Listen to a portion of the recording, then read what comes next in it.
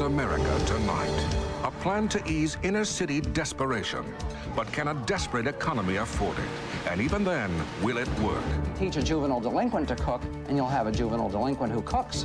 The world's largest collection of magic tricks, and the SNL with something up its sleeve. And who sends our troops to war, Congress or the President?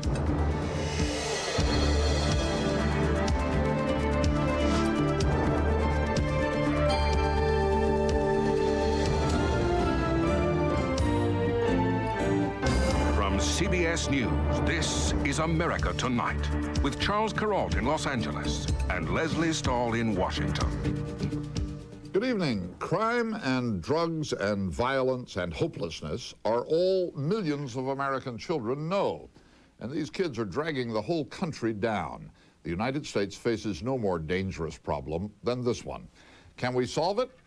Yes, we already know how. All we have to do is have the will and spend the money.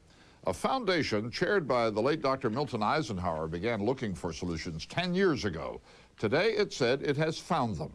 The cost of saving the children, communities that care, and $10 billion a year over the next 10 years. We went to see some of the places praised by the Eisenhower Foundation. We found one of them in the heart of Chicago.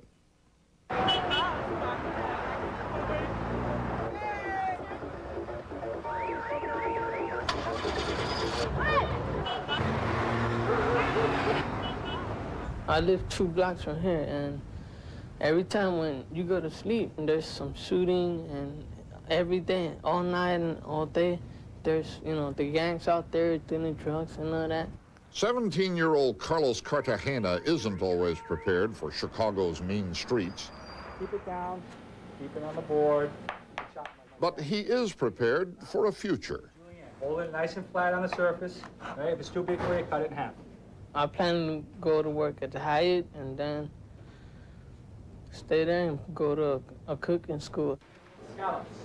Carlos and these other students at Roberto Clemente High in Chicago are in a program called Project Prepare. Scoop it like a melon baller. The Hyatt Corporation and the Chicago School Board put up $500,000 to build a replica of a Hyatt hotel kitchen. The program is run by Youth Guidance, a community group. Jaime Rivera is the assistant director. We're talking about access to opportunities where these kids know that it's real. So they can see that if they start from point A, they're going to go to point C, and it's concrete for them. So they're willing to make the commitment and the investment. That'll keep them off the streets. We believe it's a cost-effective method. If you look at what it costs the state or the city in terms of police, imprisonment, mental health, welfare, we think that this is an upfront prevention strategy that's far more cost-effective. The Hyatt Corporation considers it an investment. It's developing an employee pool, just a community pool where people can, if they want to come work for Hyatt, we're more than happy to take them. Another goal of this project is to stop dropouts. About half the students in Clemente High drop out before graduation. Consuelo is 19, the mother of 2.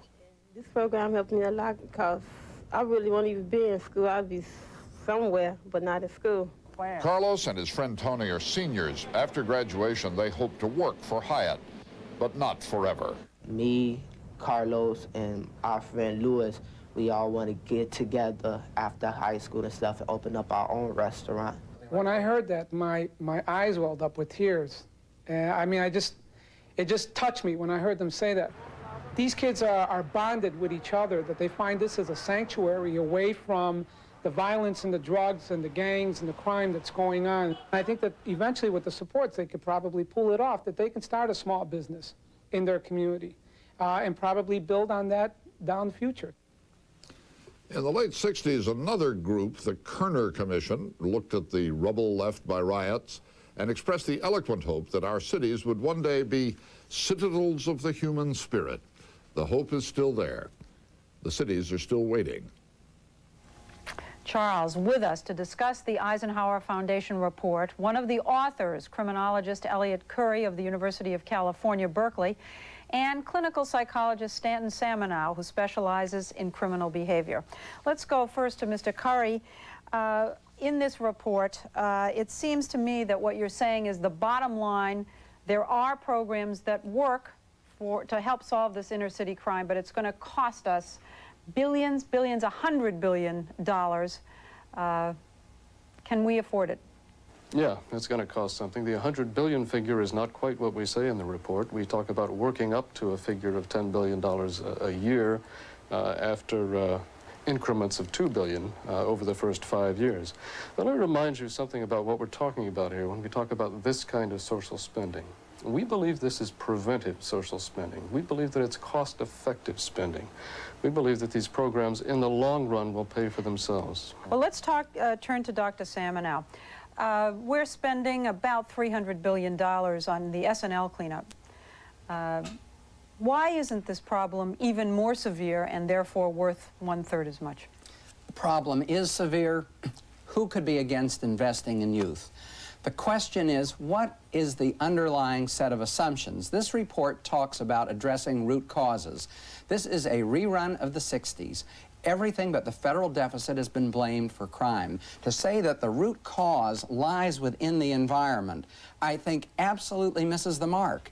It is a series of choices that a person makes. What impresses me is not the environment so much from which a person comes, but how he chooses to deal with that environment, whatever it is. So fine.